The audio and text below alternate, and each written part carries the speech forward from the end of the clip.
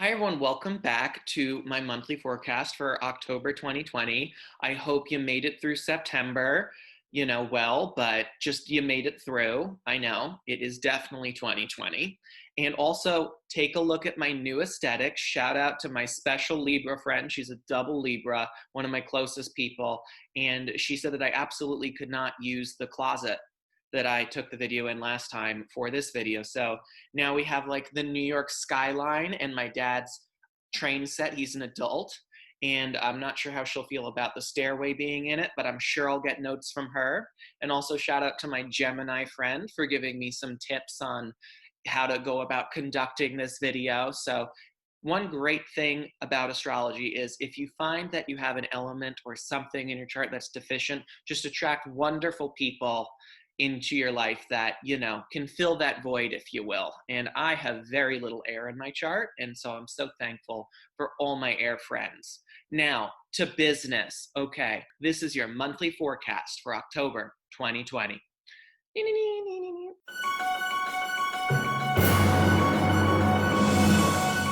Story time. It's story time right now. I want the thesis for this month because, I'm sure everyone's already feeling this month in their fingernails, kind of like claws out, Lady Gaga, whatever.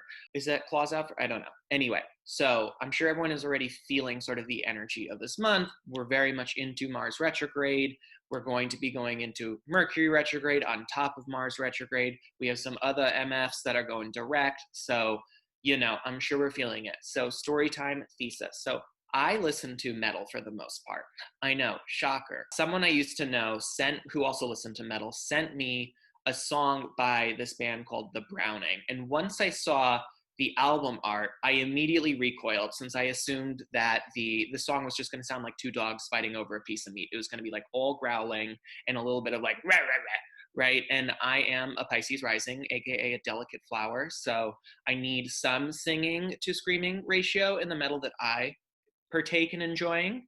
And as a result of that, I immediately just had a very negative mindset going into this song. So here is what the album art looks like, right? And I'll just flash it up on the screen, which, thanks to editing, I can do that. So take a look at it. We'll leave it there. I'm going to also take a look at it myself. And turns out, long story short, I listened to the song. It blew my mind. It is still, over a year later, the #1 most listened to song on my like Spotify on repeat playlist. And it's the only song from the band that I listen to because for the most part I was right. They have a lot of growling, a little too much growling for me. But anyway, rock and roll to The Browning. And what I love about this album art is I want this to be the thesis for this year. As you can see, there's some man, and he seems like he is in kind of what seems like a dystopian or distorted reality, and he is just very much endeavoring towards this ominous looking volcano or like a mountain situation, and the smoke billows upwards in a very kind of off-putting purple, or very kind of, it doesn't sit, odious kind of purple, and it forms a skull. It's like straight out of Harry Potter almost. And like, I think this is a very good allegory for walking into a season or walking into any sort of astrological environment that you feel like there are negative transits. At the end of the day, we can't control the actual transits. We can only work with that energy, and we can choose to push through it.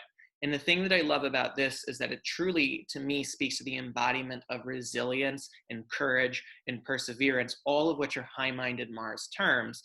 And we're in a very aggressive Mars retrograde right now. So really, I would say tapping into your deep found somewhere sense of resilience and courage, moving into the scariest part of 2020 from an American or from a astrological standpoint. And I think that the word scary could also be edited out because nothing in astrology should be viewed as scary. It may be tough, but we can work with the energy, adapt with the energy, and it can make us stronger. And so we are all this individual who is sort of, walking into the unknown, if you will, but with courage and putting one foot in front of the other. And so just put one foot in front of the other. We'll get to 2021. I promise we'll get to November. So yeah, so I wanted just to start off with that. Okay, great. And we are just going to hit the ground running, honey. This month starts and ends with a full moon. And just for a general overarching viewpoint, all three lunations, including the new moon in the middle of the month, do have an element of tension to them, or sort of a driving force that encourages us to grow, or that we need to work with, more or less. So let's jump on into it. I'm going to share my screen. And as you can see, we are first going to be dealing with the full moon in Aries, which on the East Coast, where I currently am, I miss you, LA, is happening at 5:05 p.m. on October 1st.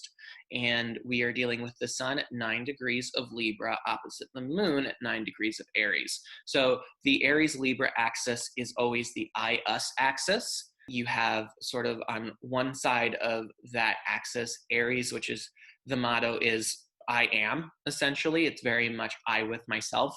And then you have Libra, which is really about us and the partnerships as one-on-ones, I with another, if you will. And so very much this full moon is always about a culmination or an addressing of our one-on-one partnerships, especially in regards to, from the Aries perspective, where we assert ourselves, and then from the Libra perspective, where we integrate ourselves into, just where we integrate ourselves into those partnerships. With this full moon in particular, the moon is conjunct Chiron, which is tied to our deep-seated wounds more than anything else. And with the full moon really being the illuminating lunation, there could definitely be sort of a microscope or an illumination of deep-seated wounds, especially in those tied to the axis of I-us, in regards to those one-on-one partnerships. To go a step further, given the fact that the moon and Chiron are answering to Mars retrograde in Aries, it could be where we are not asserting ourselves enough, where we have some sort of suppressed anger that we're unwilling to assert, or we're unwilling to really address head on, as Mars direct in Aries would. And so it's definitely a time in which that, like, the truth can't bear the sunlight, very much comes to light. And I definitely recommend leaning into the Libra season energy that can allow for a curbing or some level of diplomacy when it comes to speaking your truth or really trying to assert your point of view, if you're feeling as though you haven't done that yet.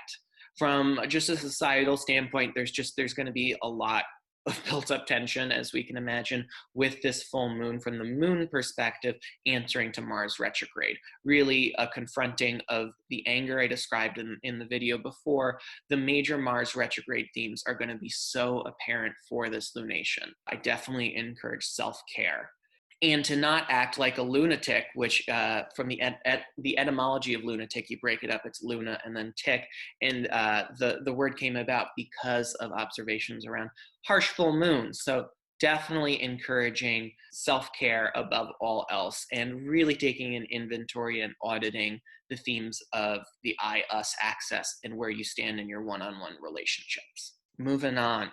Okay, so that was October 1st, and literally a day later, on October 2nd, we have our second transit to discuss, which is Venus moving into the sign of Virgo. And with this ingress into Virgo, just in general, when I think about Virgo, I think about two different hand gestures. I think about the fact that it's mutable earth and the fact that it's ruled by Mercury. So when we're dealing with this hand gesture, the mutable earth one, of course, there's that like literal kind of imagery of tilling of the soil. Like mutable earth would. And then in addition to that, there's just sort of an expected output. It's an earth sign at the end of the day, so you can expect some sort of output. And then from the mercurial standpoint, given the fact that Mercury rules the mind and communication, there's going to be, in attitudes, there's going to be a dotting of the I's, a crossing of the T's, always with whatever planet decides to put on the Virgo costume. And so with Venus moving into Virgo, and Venus being the planet related to values and intimacy, self-worth and worthiness, how we view our own beauty and the beauty of others, I definitely think that it is a proper time to do an inventory of values. And like any good Virgo, you need a framework to work with. Any Virgo that's worked with me one-on-one knows that I'm going to bring up frameworks. And so the one that I have for this Venus in Virgo season would definitely be Brene Brown's 10 guideposts for wholehearted living. You could definitely look up her work. She has multiple books like Daring Greatly, Rising Strong. She has a TED Talk called, I don't want to get this wrong, it's called The Power of Vulnerability, which I love.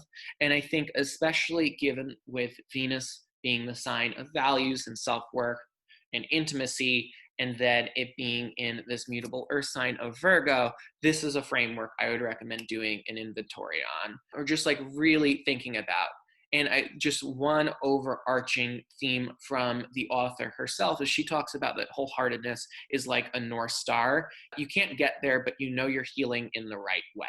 And so one sort of shadow quality of Virgo is a hypervigilance or a seeking of perfection, if you will, and that's just not possible in this case, but especially in dealing with all the moguls and the bumps of October and this fall, I do think it's worth doing an inventory on this and seeing what you can focus your energy on cultivating. And speaking of which, how this framework works is that it's kind of a T chart.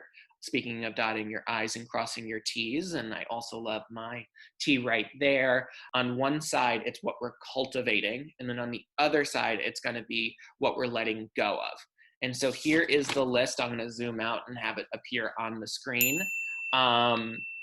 So we have cultivating authenticity, and we're going to let go of what others think. And then we have cultivating self-compassion, and we're going to let go of perfectionism. We have cultivating resiliency, and we're going to let go of numbing behavior.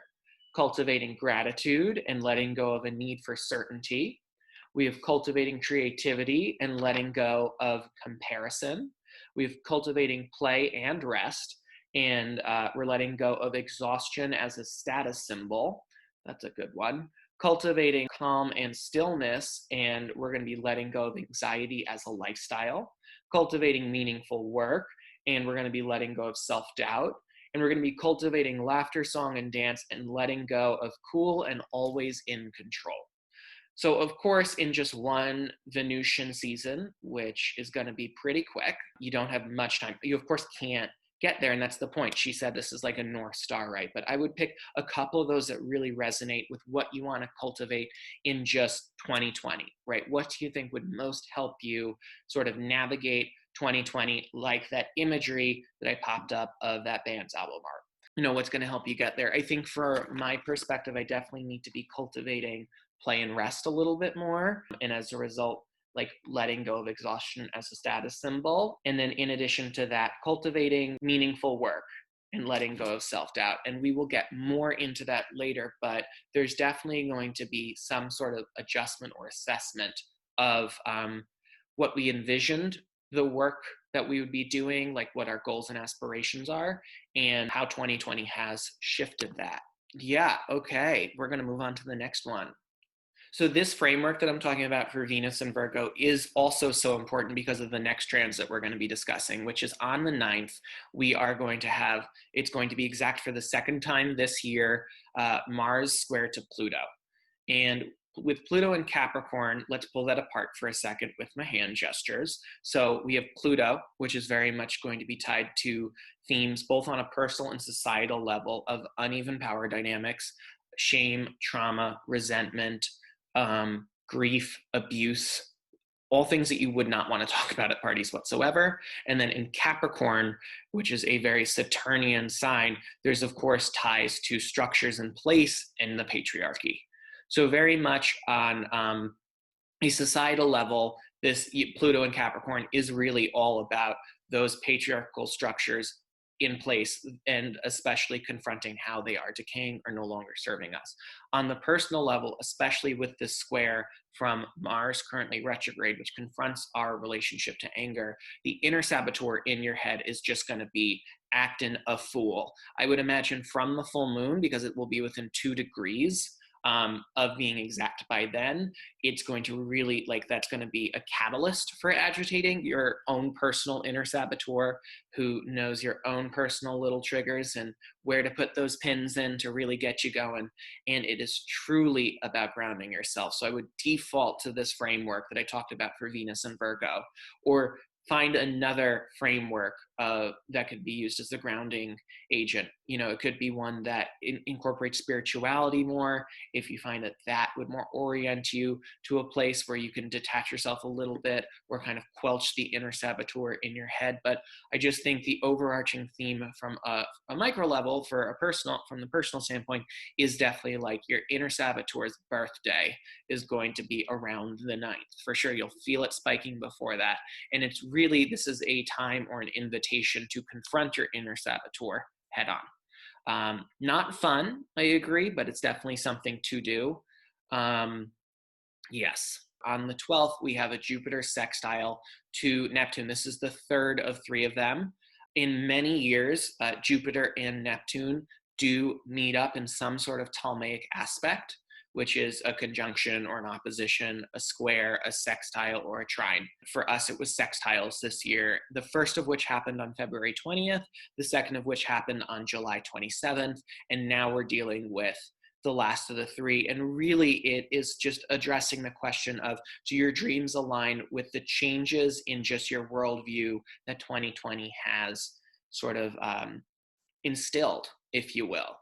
It's interesting that the first of these 3 meetings between Jupiter and Neptune occurred pre-pandemic, and then the second was in the summer, and now we're dealing with the last one towards the end of the year.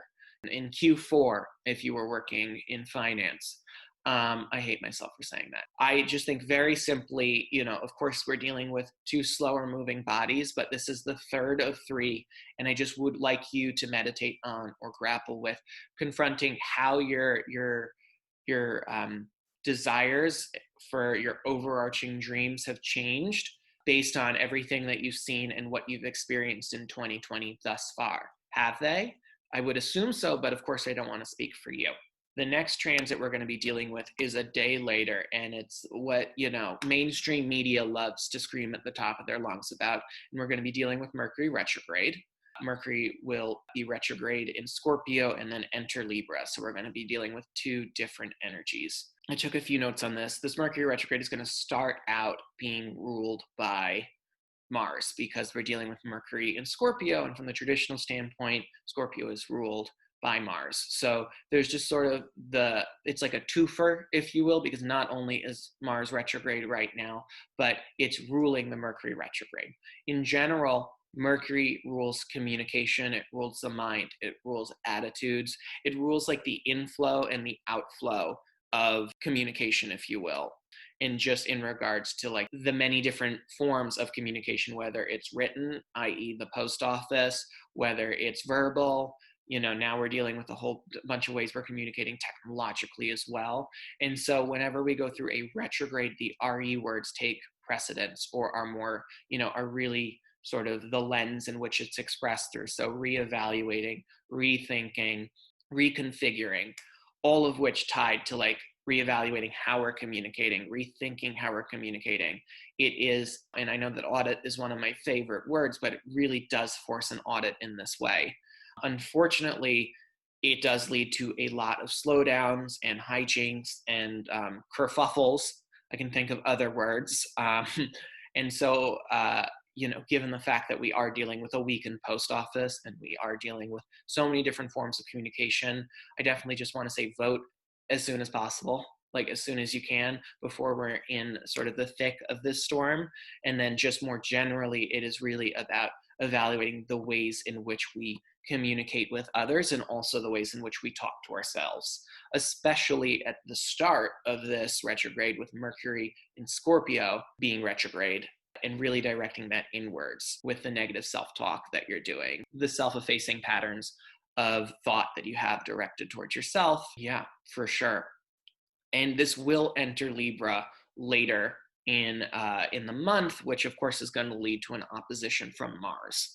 I don't think that a Mercury retrograde is anything to be feared. Of course, like I said, nothing in astrology should be feared, but it should absolutely be a time in which, you're thinking before you're speaking. So Mercury retrograde is also a time when ghosts can come back from your past. Sometimes it's people who have ghosted you. Sometimes it's just other metaphors for ghosts. Sometimes you're a medium and literal ghosts come back from your past. And just, it's important to be mindful that those individuals who come back during this time that you haven't seen in a while are very much there to confront you with some sort of pattern of thinking or way in which you communicate to get you to really level up. In any retrograde, those players that come back in are there to be instrumental in leveling you up. So, of course, when we're dealing with Mercury retrograde in Scorpio, there's going to be definitely a probing inventory on the deepest, most sensitive parts of how you think about yourself, how you think about communicating with others, expressing yourself to others, the ways in which you go about your attitudes and mindsets as well. And so those people could absolutely come around these times to confront you. Also pre and post shadow. So if you're watching this video, you're already in the shadow of Mercury retrograde. So be on the lookout for it. Cool. I've had some interesting ghosts in the past with Mercury in retrograde, actually in Scorpio specifically. So now that we talked about Mercury retrograde, let's talk about the new moon in Libra on the 16th. And I'm going to pull up another moon chart. Oh my God. I love a good chart. Anyway, so a new moon, unlike a full moon, is when the sun and the moon are at the same degree, the same sign, not opposing signs. So here are the sun and the moon right here, 23 degrees of Libra. And all of these red lines are what we're dealing with for this new moon. So essentially the red lines that you see form something called a T-square, which is something that an astrologer can help you delineate. When we have a T-square, we have at least two things in opposition to each other, and then kind of like a seesaw, if you will, they're both squaring at least one other point in the chart, and typically that point in the chart, which is known as the apex, is what we look to as astrologers to see what sort of the overarching theme that we can use to integrate the opposing points or the opposing bodies in the chart. And so the new moon, the sun and the moon, which is very much tied to our wants, how we want to be seen, where we want to progress to, and then the moon being our needs and how we seek nurturance, stimuli, that sort of thing, are opposing Mars retrograde, which is very much tied to our relationship to anger and courage and our relationship to how we assert ourselves and drive and ambition. From a traditional standpoint, masculinity, but of course they don't mean two gender things. And they are at odds with one another. The T-square, the apex of the T-square isn't one or two, but it's that whole mesh of daddy Capricorn planets. So we have Jupiter, which is tied to our belief systems and philosophies. It's also tied to growth and expansion. Then we have Pluto, which is very much tied to death, rebirth, transformation, trauma, shame, resentment, all the things we don't want to talk about at parties, like I said, in the Mars square Pluto. And then Saturn is tied to our perceived limitations. It's also tied to the existing structures we've imposed upon ourselves or that have been imposed upon us. So with this T-chart, essentially just taking the daddy Capricorn planets out of it, it's very much cultivating new beginnings. New moons are very much about the creation of the budding period. It's all about new beginnings. It's at odds with whatever your perceived drives and ambitions had been up until this point. And I think it's really fortunate that one of the transits that was exact right before this is that Jupiter sextile to Neptune, where you could do that inventory about how your dreams have changed in 2020, because I do think actually this is like where you can plant the seeds to initiate that change. While this is a very disharmonious chart in the sense that we have such a heavy T-square here, there is really the opportunity to plant seeds tied to your revelations around the Jupiter sextile Neptune themes. So that's really what I would say here. The integration of these two you can also see with Jupiter being there and Jupiter being involved in that sextile to Neptune before, and it is still technically sextile to Neptune. That's essentially where I would leave this. I don't want to get too nitty-gritty with it, but I would use this new moon, as tough as it is, as an invitation to plant those seeds tied to what those new goals you formed in 2020 may be. So on the 22nd, it is Scorpio season. So all my Scorpios, hey. So with the sun moving into Scorpio season is always going to be a time to dive deep within yourself and dive deep in another person. Wink, wink. Okay, we need to curb the jokes, if you will, because this Scorpio season is a little rougher than others, given the fact that it's answering to Mars in retrograde. Scorpio is ruled by Mars, and Mars is currently retrograde in Aries. So I view the Scorpio season very much as the penultimate finale, if you will, about all like confronting all of those themes that we've been discussing in the last video and this video of Mars retrograde: your relationship to anger, your relationship to drive, your relationship to ambition, your relationship to power and seeking power even. From the modern standpoint, Scorpio is ruled by Pluto, so I'll include the power one for that. But just I really think that Scorpio season is kind of where the rubber hits the road, to use a Mars analogy. I encourage you all to, embody that little man in the album art. I think this is, of course, from the societal standpoint, going to be where the rubber hits the road, because Scorpio season is when the election occurs, and our election is occurring over a Mars and a Mercury retrograde, which doesn't make anything better.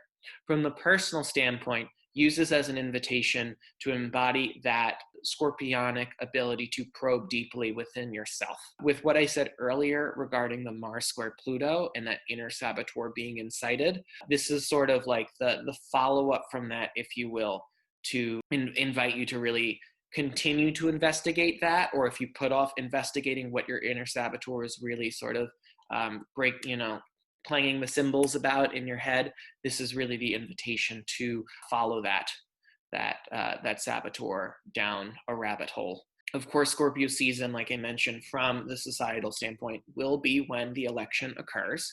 And so I definitely encourage all of you to practice self-care. Scorpio, some keywords tied to Scorpio are death, rebirth, and transformation. And so the country is going to be reborn or transform in one of two different directions.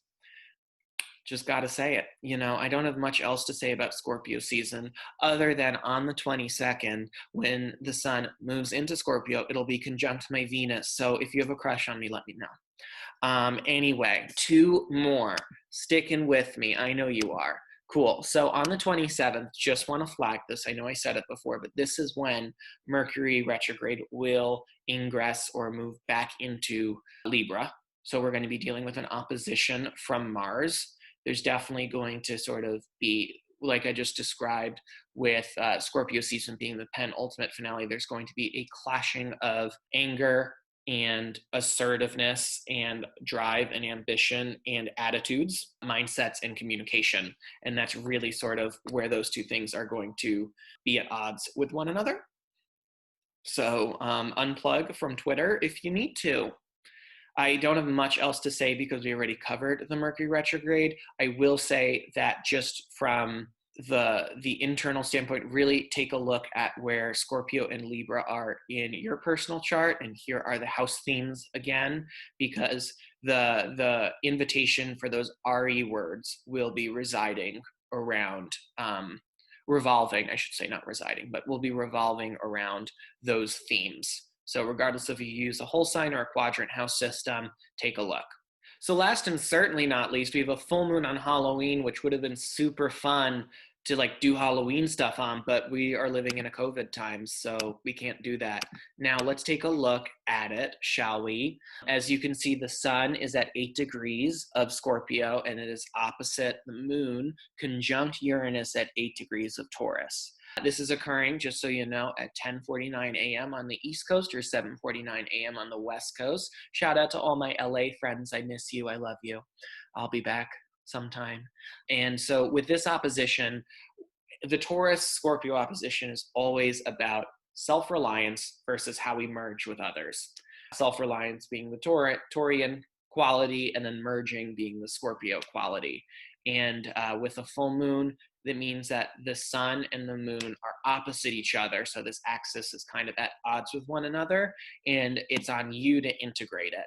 So there's definitely going to be a coming to light the ways in which you are either too self-reliant or the ways in which you are too enmeshed in another. Given the fact that the moon in this chart is going to be conjunct Uranus, which is the planet of breakups, breakdowns, and breakthroughs. It's an erratic, unstable energy. I definitely think there could be some shakeups that occur around the time, especially in the house of your personal chart where the moon and Uranus currently are meeting up. So definitely take a look at that, and also take a look at the juxtaposition of themes between the house in which the moon and Uranus are in and the house in which the sun are in, since they're always going to be in opposite houses. And just like there's axes with signs, there's axes with houses. Definitely give some special love to all your Taurus and Scorpio rising friends, since this will hit their 1st and their 7th, which is very much tied to their sense of self and their most intimate relationships. Just from the largest standpoint, I think, the really big important thing to note here is the fact that we are dealing with Uranus and the moon together. So really the emotional standpoint of this chart is going to be conjunct the planet, which is really all about liberation, and in doing so in not a subtle or quiet way. So in what ways do you need to liberate yourself from the ways in which you're enmeshed from others? And in what ways do you need to liberate yourselves from the ways in which maybe you are too self-reliant and you haven't been reaching out for help, or you haven't been cultivating those interpersonal relationships as authentically as you could, or as deeply or intimately as you could. When we look to the rulers of the full moon, the moon and Uranus are answering to Venus in Libra. Venus loves to be in Libra. I don't think Venus likes to oppose Chiron, which is tied to our deep-seated wounds. In addition to that, with Venus opposite Chiron, Venus representing our self-worth and our value and values in general, definitely it's an invitation to take a look at that framework from before. This framework will work with you all month, which is why I keep bringing it up. In what ways do you feel like the way in which you were wounded early on in your life have conditioned your set of values or your sense of value?